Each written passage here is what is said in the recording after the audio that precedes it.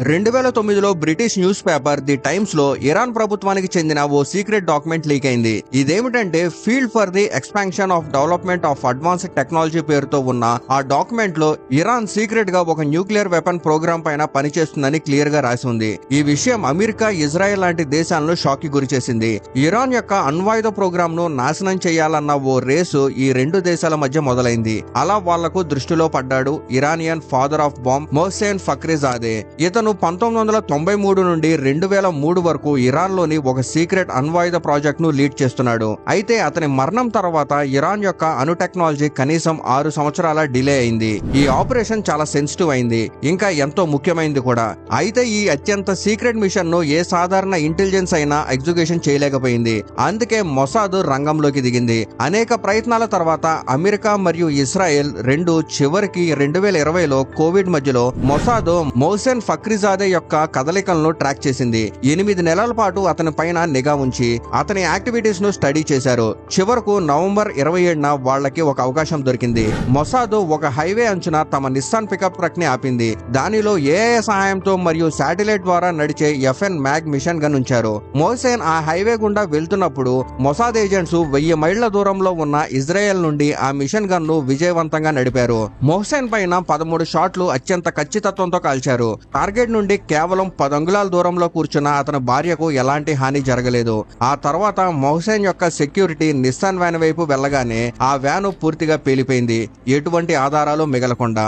Mossad చాలా నైపుణ్యంతో ఈ ఆపరేషన్ ని చేసింది. ఇది అమెరికా కూడా చేయలేకపోయింది. ఇప్పుడు గమనించండి, మనం మాట్లాడుతున్న ఇజ్రాయెల్ అనేది భారతదేశంలోని మేఘాలయ రాష్ట్రం అంత చిన్నది.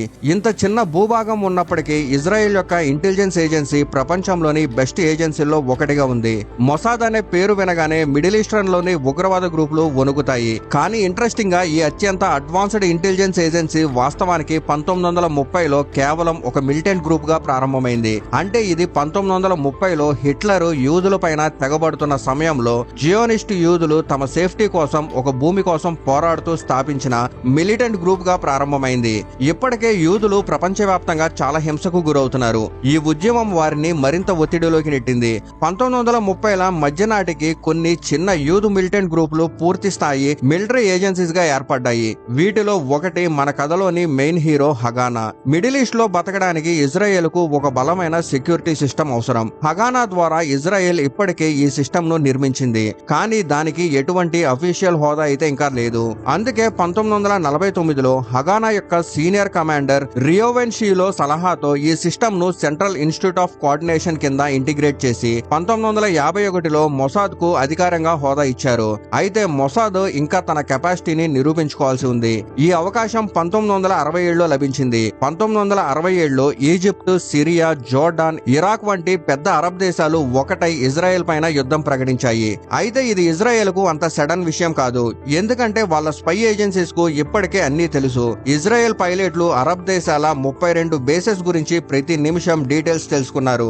ఎక్కడ, ఎప్పుడు, ఎలా దాడి చేయాలనే టార్గెట్స్ గురించి. వాస్తవానికి వాళ్ళ ప్లాన్ అంత ఖచ్చితమైంది. ఒక ఇజ్రాయెల్ ఏజెంట్ అరబ్ వ్యక్తిగా మారువేషంలో ఈజిప్షియన్ ఆర్మీ గ్రూప్ ని తప్పుదారి పట్టించి సరైన మార్గం చూపిస్తున్నట్లు నటించి ఆ ఆర్మీని డైరెక్ట్ గా యుద్ధ ఖైదీల క్యాంప్ కి పంపించాడు. అంటే యుద్ధం చేయకుండానే డైరెక్ట్ గా జైలుకు పంపించాడు. ఈ బలమైన ఇంటెలిజెన్స్ ఏజెన్సీ కారణంగా ఇజ్రాయెల్ కేవలం 6 రోజుల్లో అన్ని అరబ్ దేశాలను ఓడించడమే కాక వాటి భూభాగాలను కూడా స్వాధీనం చేసుకోవడం ప్రారంభించింది. ఇది మొసాద్ కు అద్భుతమైన విజయం. ఈ యుద్ధం తర్వాత అన్ని దేశాల దృష్టి మొసాద్ వైపు మళ్ళింది మరియు మొసాద్ వాటిని ఎప్పుడూ నిరాశపరచలేదు. మొసాద్ తన చరిత్రలో ఒకదాంతో ఒకటి అడ్వాన్స్డ్ మరియు సీక్రెట్ ఆపరేషన్స్ ను విజయవంతంగా చేసింది. ఎగ్జాంపుల్ కు అత్యంత పాపులర్ అయిన అడాల్ఫ్ ఐచ్మ్యాన్ కిడ్నాపింగ్. హిట్లర్ మరణం తర్వాత కొంతమంది నాజీ కమాండర్స్ మరణించారు, మరికొందరు సీక్రెట్ గా దాక్కున్నారు. వీరిలో ఒకరు దారుణమైన ఐచ్మ్యాన్. జ్యూ హోల్ కాస్ట్ యొక్క ఆర్కిటెక్ట్ గా పిలిచేవాళ్లు. 1960లో మొసాద్ అతన్ని అర్జెంటీనాలో కనుక్కుంది. అతని రొటీన్ ను స్టడీ చేసి అతని ఇంటి దగ్గరలో నుండి కారులో కిడ్నాప్ చేసి ఇజ్రాయెల్ కు తీసుకొచ్చారు. అక్కడ అతని పైన యూదుల హత్యలకు సంబంధించి ఎంక్వైరీ అయితే జరిగింది. కానీ ఇది బెస్ట్ పార్ట్ కాదు. ఇంట్రెస్టింగ్ విషయం ఏంటంటే ఈ కిడ్నాపింగ్ గురించి అర్జెంటీనా లిథువేనియా ప్రభుత్వానికి ఎటువంటి ఇన్ఫర్మేషన్ లేదు. అడాల్ఫ్ ఐచ్మ్యాన్ మిస్సింగ్ అప్పట్లో సంచలనంగా మారింది. కానీ ప్రభుత్వానికి అతన్ని కిడ్నాప్ చేశారని తెలియదు. ఆ తర్వాత 1972లో మరొక సీక్రెట్ ఆపరేషన్ మ్యూనిచ్ ఊచకోత మొసాద్ పేరును చరిత్రలో అమరత్వం చేసింది. 1972లో ఇజ్రాయెల్ కు చెందిన 11 మంది ప్లేయర్స్ మ్యూనిచ్ ఒలింపిక్స్ విలేజ్ లో సమ్మర్ ఒలింపిక్స్ లో పాల్గొనడానికి ప్రవేశించారు. కానీ అదే విలేజ్ లో అందరి కళ్లను మోసం చేస్తూ పాలస్తీనా మిలిటెంట్లు చొరబడి 11 మంది ఇజ్రాయెల్ ప్లేయర్స్ ను హత్య చేశారు. ఈ ఘటన తర్వాత ఇజ్రాయెల్ సైలెంట్ గా ఉండలేదు. ప్రతీకారంగా మొసాద్ ఈ హంతకుల్ని ప్రపంచవ్యాప్తంగా వెతికి కొందరిని మంచం కింద బాంబులు పెట్టి మరికొందరిని తలలో 12 రౌండ్స్ దించింది. ప్రతి ప్లేయర్ కి ఒక రౌండ్ మరియు ఒక రౌండ్ ఇజ్రాయెల్ ప్రభుత్వం తరపున. ఈ సందేశం క్లియర్ గా ఉంది. వాళ్ళు రాయికి రాయితోనే ఆన్సర్ ఇస్తారు, తప్పుకి తప్పు, దారుణత్వానికి దారుణత్వం. ఇలాంటి ఆలోచనతోనే 1976లో ఆపరేషన్ థండర్ బోల్ట్, 1981లో ఆపరేషన్ ఒపేరా, 1985లో ఆపరేషన్ మోసెస్ వంటి అనేక విజయవంతమైన ఆపరేషన్స్ ను మొసాద్ చేసింది. ఈ విధంగా అనేక విజయవంతమైన ఆపరేషన్స్ ద్వారా ప్రపంచ సూపర్ పవర్స్ దృష్టి మొసాద్ పైన పడింది. వీటిలో ఒక దేశం మొసాద్ యొక్క కెపాసిటీని ఎట్టి పరిస్థితుల్లోనూ సందేశించిన దేశం, అది అమెరికా. వాస్తవానికి 1950ల నుండే అమెరికా దృష్టి మొసాద్ పైన పడింది. ఆ టైంలో అమెరికా ఇజ్రాయెల్ కు అనేక రకాల సహాయాలను అందించింది. కానీ 1959లో వాళ్ళ మొదటి అఫీషియల్ యునైటెడ్ ఆపరేషన్ డైమండ్ చేసింది. 1959లో సోవియట్ యూనియన్ అప్పటి అత్యంత అడ్వాన్స్డ్ ఫైటర్ జెట్ MiG-21 ను విజయవంతంగా నిర్మించింది. ఈ టెక్నాలజీ పైన అన్ని అభివృద్ధి చెందిన దేశాల దృష్టి పడింది. వాస్తవానికి అమెరికా యొక్క CIA మరియు బ్రిటన్ యొక్క MI6 వంటి ఇంటెలిజెన్స్ ఏజెన్సీస్ ఈ జెట్ ని దొంగలించే ప్రయత్నాలు చేశాయి. కానీ ఎవరూ విజయవంతం కాలేదు, మొసాద్ రంగంలోకి రాకముందు వరకు. మొసాద్ ఆపరేషన్ డైమండ్ ప్లాన్ ను రూపొందించింది. ఆ ఆపరేషన్ కింద 1966లో మొసాద్ ఒక MiG-21 ఫ్లైట్ ను తమ హనీ ట్రాప్ లో ఇరికించి చాలా స్ట్రాటజిక్ గా ఆ ఫైటర్ జెట్ ను ఇజ్రాయెల్ బేస్ లో ల్యాండ్ చేయించింది. అంతేకాక అమెరికా ద్వారా ఆ జెట్ ను పూర్తిగా స్టడీ చేయించింది. ఇది ఇజ్రాయెల్ కు అద్భుతమైన ఘనత. కానీ సోవియట్ యూనియన్ ఇక్కడతో ఆగలేదు. సోవియట్ మిడిల్ ఈస్ట్ దేశాలను ఎఫెక్ట్ చేస్తూ అక్కడ ఉగ్రవాద కార్యకలాపాలను ప్రోత్సహించడం ప్రారంభించింది. మిడిల్ ఈస్ట్ ఉగ్రవాద సంస్థలకు మరియు భారీ విధ్వంసక ఆయుధాలకు కేంద్రంగా మారింది మరియు వీటి మెయిన్ లక్ష్యం ఇజ్రాయెల్. అమెరికా పైన కూడా చిన్న చిన్న దాడులు కంటిన్యూస్ గా జరుగుతున్నాయి. కానీ 2001లో జరిగిన ఒక పెద్ద దాడి 9/11 యునైటెడ్ నేషన్స్ కు కుదిపేసింది. 2 విమానాలు గాల్లో నుండి వచ్చి వరల్డ్ ట్రేడ్ సెంటర్ యొక్క 2 టవర్లను ధ్వంసం చేశాయి. CIA లేదా FBI కి ఈ దాడి గురించి ఎటువంటి ఇన్ఫర్మేషన్ దొరకలేదు. అమెరికా ఇంటెలిజెన్స్ సిస్టమ్ పైన ఈ ఘటన ఒక గాయంగా మిగిలింది. కానీ అమెరికా ఇప్పుడు సైలెంట్ గా ఉండబోయేది కాదు. 2003లో America, United Kingdom, Australia, Italy, Spain మరియు పోలాండ్ తో కలిసి లిబరేట్ ఇరాక్ క్యాంపెయిన్ ను ప్రారంభించింది.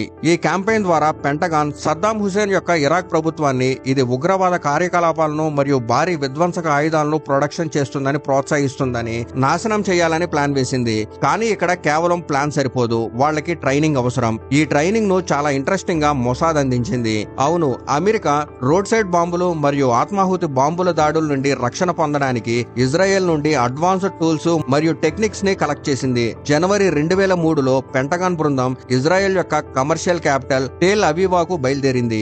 అక్కడ వారికి మొసాద్ ఏజెంట్స్ ద్వారా కోఆర్డినేషన్ ప్రయత్నాలు మరియు ఇంటెలిజెన్స్ పాలసీస్ పైన లెసన్స్ అందించారు. అంతేకాక ఇజ్రాయెల్ యొక్క ఒక ప్రత్యేకమైన స్టడీ సాఫ్ట్వేర్ ప్రోగ్రామ్, ఇది ఉగ్రవాద భూభాగాల ప్రవర్తన పైన దృష్టి పెడుతుంది. అమెరికా ఇజ్రాయెల్ నుండి ట్రాన్స్లేటెడ్ చేసి తీసుకుంది. కాబట్టి మీరు ఊహించొచ్చు, ఇజ్రాయెల్ అమెరికా నుండి ప్రారంభంలో తీసుకున్న సహాయాన్ని వడ్డీతో సహా తిరిగి చెల్లించింది. వాస్తవానికి 2020లో అమెరికా మరోసారి మొసాద్ సహాయంతో ఒక హత్యను ప్లాన్ చేసింది. అది Iranian major general Kasim Suleman హత్య.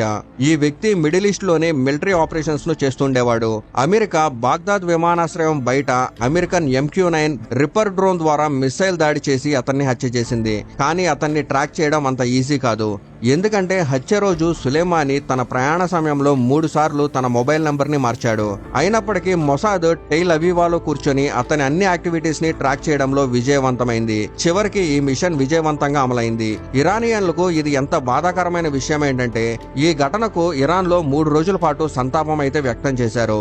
బహుశా అందుకే ఇలా అంటారు, ఒకసారి ఒక వ్యక్తి పేరు మొసాద్ యొక్క హిట్ లిస్ట్ లోకి వచ్చిందంటే అతను బతకడం కష్టమే కాదు, అసాధ్యం కూడా. వాస్తవానికి మన దేశం దేశం ఇండియాతో కూడా ఇజ్రాయెల్ కహూటా ప్లాన్ కింద పాకిస్తాన్ యొక్క అణు కార్యక్రమాన్ని బయటపెట్టింది. 2015లో మన ప్రధానమంత్రి మోడీ టర్కీకి వెళ్ళినప్పుడు వాళ్ళ సేఫ్టీ కోసం మొసాద్ నే నియమించారు. అందుకే ఈ రోజు ఇండియా ఇజ్రాయెల్ వంటి చిన్న దేశం నుండి చాలా నేర్చుకోవచ్చు. కాబట్టి కామెంట్ లో చెప్పండి, మొసాద్ గురించి ఈ విషయాలన్నీ మీకు తెలుసా? అమెరికా యొక్క సిఏఏ మరియు FBI కూడా వాళ్ళు ట్రైనింగ్ ఇచ్చారని మీకు తెలుసా? అవును అయితే కామెంట్ లో చెప్పండి.